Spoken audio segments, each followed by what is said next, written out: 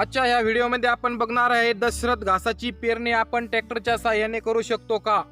तर आजचा प्रश्न आहे आपला, दशरथ घास आपण ट्रॅक्टरच्या साहाय्याने पेरू शकतो का। तर दशरथ घास सर्व शेतकऱ्यांना माहितीच आहे काय आहे काही नाही, पण दशरथ घासाची पेरणी आपण ट्रॅक्टरच्या साहाय्याने करू शकतो का।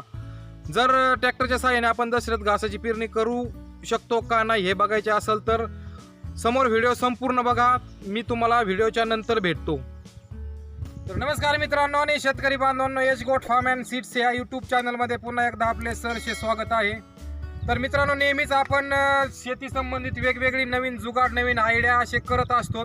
तर सध्या दशरथ घास आपल्याला नवीन पेरायचा आहे, पण आपण नवनवीन प्रयोग करत असतो, त्या प्रयोग स्वतः अनुभव करत असतो, त्याच्यानंतर तुमच्यापर्यंत ते घेऊन येत असतो।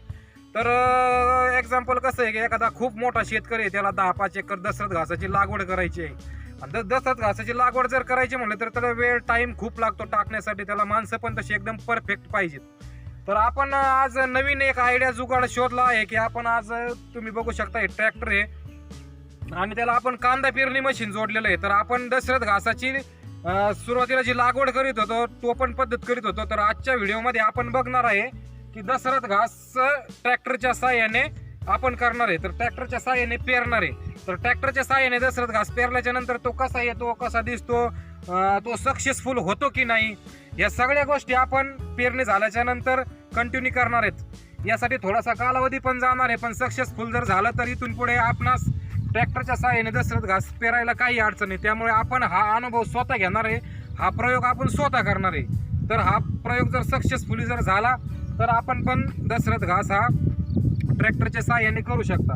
पण तत्पूर्वी एक तुम्हाला सांगू इच्छितो की दशरथ घास पेरणी अगोदर आपल्याला दशरथ घासावर जी प्रोसिजर प्रक्रिया करायची आहे ती थोडक्यात मी तुम्हाला लाईव्ह मध्ये दाखवतो, त्याच्यानंतर ट्रॅक्टरच्या साहाय्याने आपण दशरथ घास पेरलाय तो समोर बघूया। तोपर्यंत आपण काय करूया, जी दशरथ घास बियाण्यावर जी आपल्याला प्रक्रिया करायची आहे ती प्रक्रिया करून घेऊया, परत थोड्या वेळाने आपण परत। मित्रांनो, दशरथ घास पेरणीपूर्वी आपल्याला काय करायचं आहे, दशरथ घासाच्या बियाण्यावरती प्रक्रिया करायची आहे। प्रक्रिया करणे अनिवार्य आहे, मी प्रत्येक व्हिडिओमध्ये आपल्याला सांगत असतो।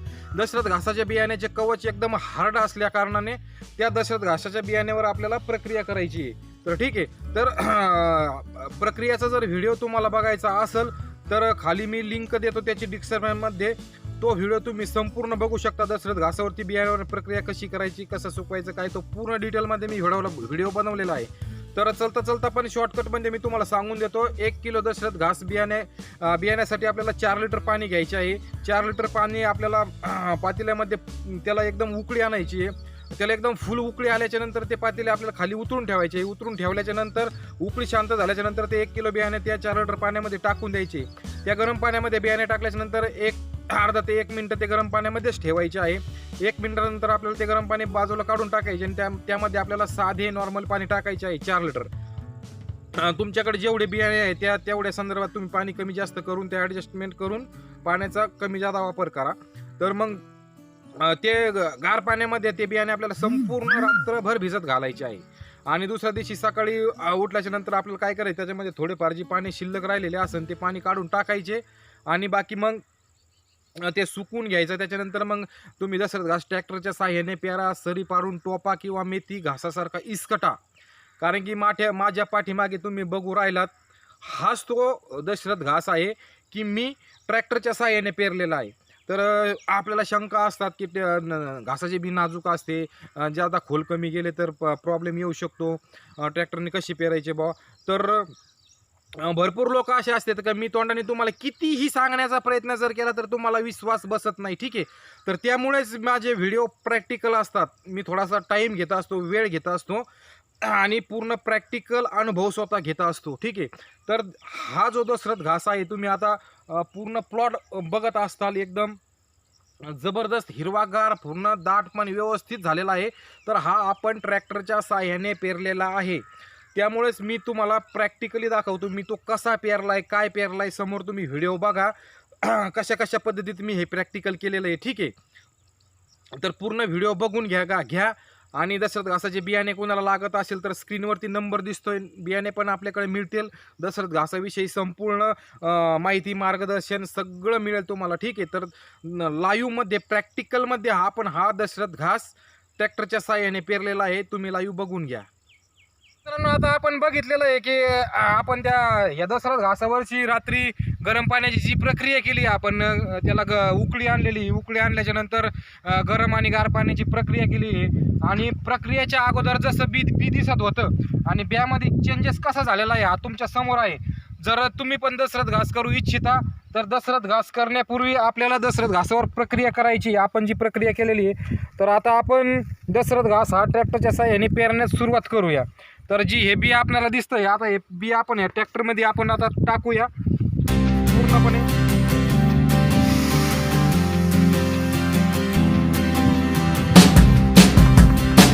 तर मित्रांनो आता आपला हा प्रयोग चालू आहे. हा जर प्रयोग सक्सेसफुल होत असेल तर सर्व शेतकरी दसरथ घासाची पेरणी ट्रॅक्टरच्या साहाय्याने करू शकतात. ठीक आहे. तर आता आपण ट्रॅक्टरच्या साहाय्याने दसरथ घास पेरून घेऊया. तर आपण याला काय केलेलं आहे, कांदा पेरणीचं आपण जे कांदा पेरतो ना ते कांदा पेरणीचं मशीन याच्या साहाय्याने आपण हा प्रयोग करतोय. तर हे बियाणं आपण याच्यामध्ये टाकलेलं आहे आणि आता आपण दसरथ घासाची पेरणी चालू करणार आहोत.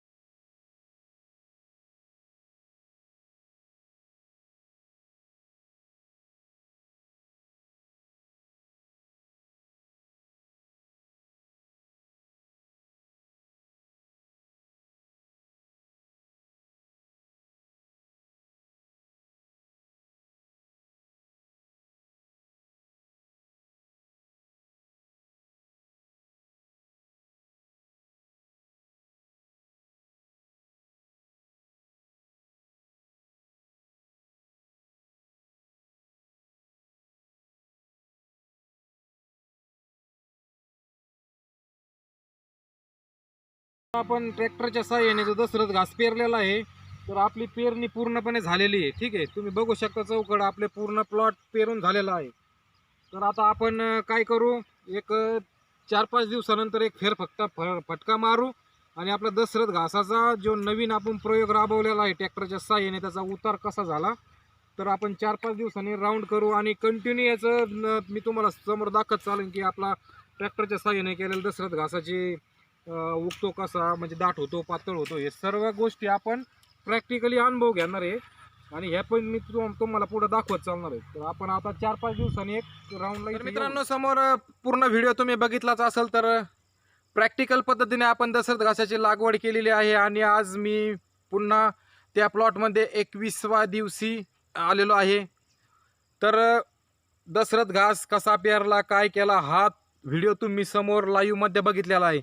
मित्रांनो लाईव्ह करायचं कारण असं आहे की आपण समोरच्या व्यक्तीला एखाद्या हा प्लॉट मोठा झाला त्यानंतर आपण सांगू शकतो की आपण हा दसरथ घास ट्रॅक्टरच्या साहाय्याने पेरलेला आहे. तर काही माणसाला विश्वास येत नाही मित्रांनो.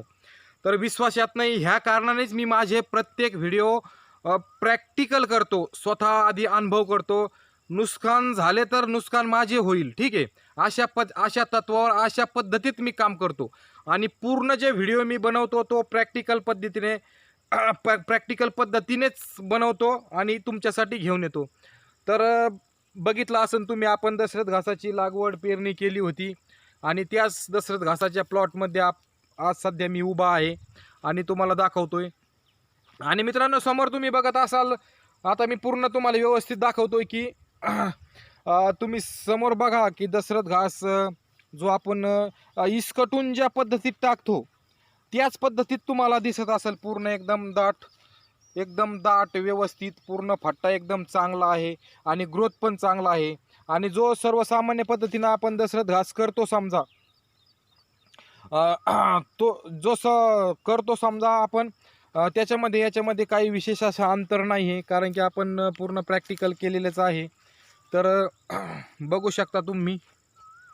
तर मित्रांनो, आजचा व्हिडिओ कसा वाटला आहे आणि ज्या कुणा शेतकरी मित्रांना खूप जास्त क्षेत्र असेल, खूप मोठ्या प्रमाणात दशरथ घास करायचा असेल, तर तुम्ही दशरथ घासाची लागवड बिनधास्तपणे 100% ट्रॅक्टरच्या साहाय्याने करू शकता.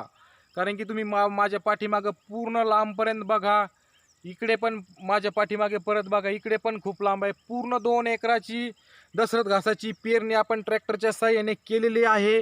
आणि आपला जो ट्रॅक्टरच्या साहाय्याने पेरलेला जो प्रयोग आहे, प्रकल्प आहे, हा सक्सेसफुल 100% यशस्वी मार्गावर झालेला आहे.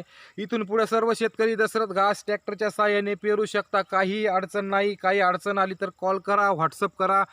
कुणाला बियाणे लागले तर कळवा. स्क्रीनवरती नंबर दिसतोय. दशरथ घासाविषयी संपूर्ण मार्गदर्शन माहिती तुम्हाला दिली जाईल आणि पूर्ण प्लॉटिंग आपण बियाण्यासाठीच केलेलं आहे. ठीक आहे. तर असेच नवनवीन प्रयोग आपण करत असतो. दशरथ घासा असो आणि आपल्याकडे अजून 20 ते 25 प्रकारचे चारा बियाणे आहे, ते पण आपण स्वतः करत असतो. तिकडे समोर तुम्हाला GB नंबर 1 दिसत असेल, तो पण आपण बियाण्यासाठी धरलेला आहे. 1 ते 1.5 महिन्या 2 महिन्यामध्येच खायला येतो. ठीक आहे मित्रांनो, तर आजचा व्हिडिओ कसा वाटला मला कमेंट करून सांगा. आणि कोणाचे काही प्रश्न वगैरे असन, शंका असन अजून दशरथ घासाविषयी, तर मला कमेंटमध्ये सांगा. होता होईन तेवढा तुम्हाला मार्गदर्शन करण्याचे मी प्रयत्न करेल.